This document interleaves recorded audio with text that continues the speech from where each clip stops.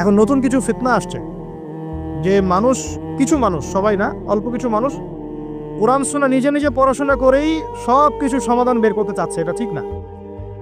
সব কিছুর সমাধান বের করতে হলে মুস্তাহিদ হতে হবে, আর সবাই মুস্তাহিদ হতে পারবে না। সবাই কি আবু হানিফা রাহিমাহুল্লাহ হতে পারবে নাকি? সবাই কি ইমাম শাফিঈ হবে নাকি? সবাই কি আহমদ বিন হাম্বল হতে পারবে? সবাই কি ইমাম মালিক হতে পারবে? পারবে না। অতএব জ্ঞান চর্চার স্বার্থে, দিন পালনের স্বার্থেই ওলামায়ে কেরামের দ্বারস্থ হতে হবে, হকপন্থী ওলামায়ে কেরাম। এমন ওলামায়ে কেরামের কাছে আবার যায় না যার সকালে চা খাওয়ার সময় একটা ফতোয়া থাকে, বিকেলবেলা একটা মাই খায়, রাত্রে ফতোয়া আবার উঠে যায়।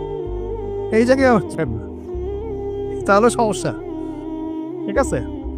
তো আল্লাহ পাক আমাদের বরেণ্য ওলামায়ে কেরামদেরকে হেফাজত করুন, দোয়া করি, এবং তাদের নেক হায়াতে বরকত দান করুন, এবং তাদের মাধ্যমে তিনি আরো বড় বড় খেদমত আঞ্জাম দেওয়ার তৌফিক আল্লাহ পাক দান করুন।